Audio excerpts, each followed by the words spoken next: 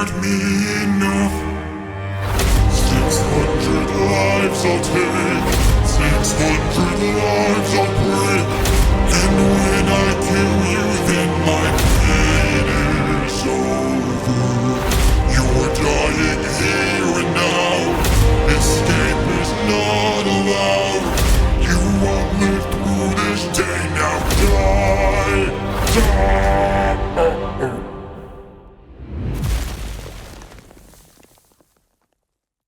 Dude, I don't even know what to say at this point, man. Re Zero is just so good. It feels like every time they release a new episode, it becomes my favorite episode of the season. But dude, I'm in a bit of a rush for this video, so let's just get to it, man. What is with the TV effects this season, man? What is... Honestly, that's a thing that goes all across Re Zero, the weird TV effects. But like, oh my god, this time it was like... It's like fucking the Garyon boss fight from Ultra Kill.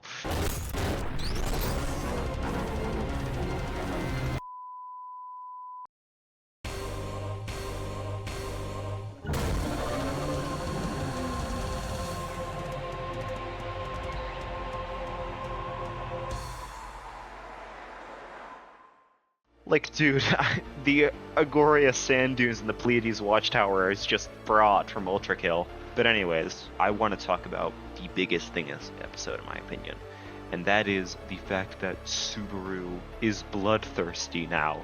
And that is one of the scariest things that could ever happen. Because Subaru is like... He can control time. There is no way. These people are literally locked in a tower with an unstoppable, unkillable monster of a man who, if he really, really, really wants to, can dedicate everything he has to killing them. And then there's the fact that Shaola will literally do whatever Subaru says. So I don't really see it as that out of the way that we might get a loop where Subaru ends up getting the help of Shaola to literally just kill everyone, and that would be so horrible because we know all the bonds that he really does have with these people, but to him they're just a bunch of random people that keep on hurting him. I mean, we already got kind of close to that. Words cannot describe how scared I actually genuinely was when Subaru looked at Julius, especially after saying that Julius was like one of the biggest threats in the last loop, and was like, looked at Shaola and said, hey, can I ask you a favor? And that's absolutely what Subaru was going to do. He had Shaola on standby for that entire conversation, so that way if he needed to, he could have easily killed Julius. Which, you know, since Shaola is like the apprentice of one of the people that sealed away the goddamn Witch of Envy, she is easily the strongest person in this entire damn tower. And oh dude, you wanna know what gets me about it? It's the way that he walks past Shaola's body and like starts talking to himself about how he's gonna do it, like Meili and Beatrice are kids, so it would be easy to get rid of them. Emilia trusts me, so I could do something with that. It's like, that's genuinely horrifying, because it's true. I mean, it would probably end up being a lot harder than he's making it sound like it would be, but in the end, he would still win, like a fucking Dark Souls player. However, honestly, now that we're on the topic of Shaola, I actually wanted to talk about her a little bit. There are two things that I want to say. First thing I'm going to get out of the way really fast is, listen, I was kind of worried about Shaola when Subaru first lost his memories.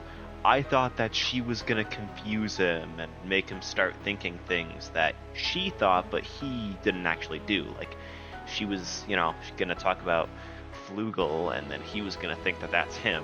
So I was really worried about those two being around each other for a prolonged period of time. But honestly, Shaola along with Patricia are like the two people that Subaru is like, or this Subaru, like, I feel like actually kind of has like a relationship with at this point.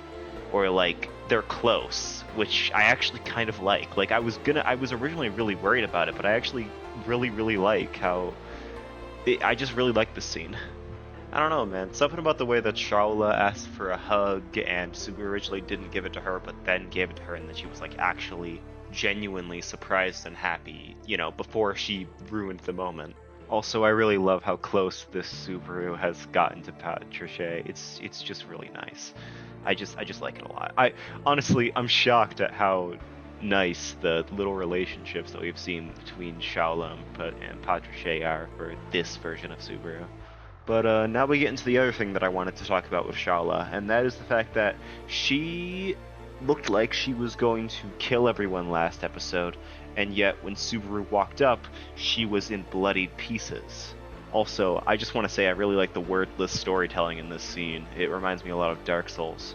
Because, like, with the thing with, like, the door being broken and Meili being, like, behind Julius, which, like, implies that he was trying to, like, kind of protect her somewhat.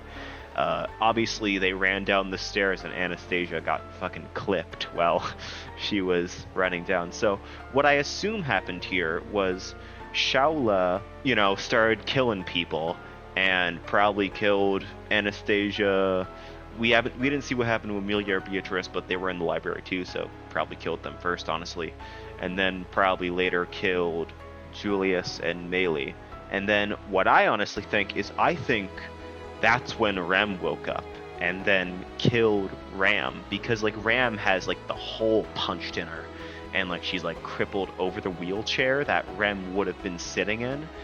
Now, why Rem woke up, I don't know why. Why she's acting the way that she is, I don't know why either. It seems like she knows about Return by Death. Don't know that one either. It scares me, especially given how much I love these two. And then I think that Rem then killed Shaola. Now, I feel like Rem might be possessed. Like, maybe that's just me, but I highly doubt that she would be able to do any of this stuff. Even if she was pretty strong, I highly doubt she'd be able to do any of this stuff. And I highly doubt that she would, kill Subaru. Who's possessing her yet again? Another thing that I don't know, though. What was that? Black Mist? Again, something that I just honestly don't know. I mean, it kind of reminded me of back during Season 2 when Satella just showed up in front of Subaru at the Sanctuary. So maybe it could have been something kind of similar to that, but I don't know. Now, before I go, there's one last thing I want to talk about, and that is Subaru's blackouts. Subaru is 100% having blackouts. I don't know if he's, like, developed some weird, like, Dr. Jekyll and Mr. Hyde split personality shit going on, or if...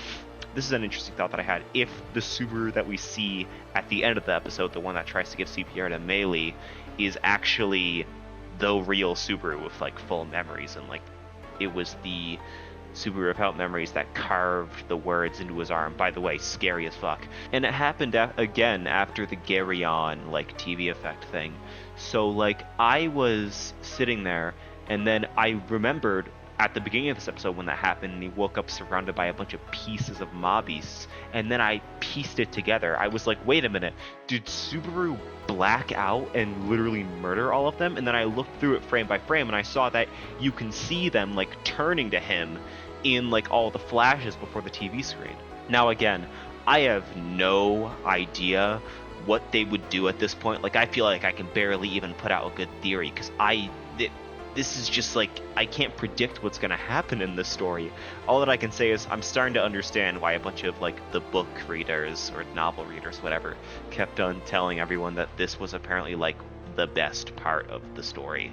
But again, that's all for now. Again, I'm kind of rushed this week for this video, so I'll just have to wrap it up pretty quickly. But yeah, drink water, do all that good stuff, hug your mother.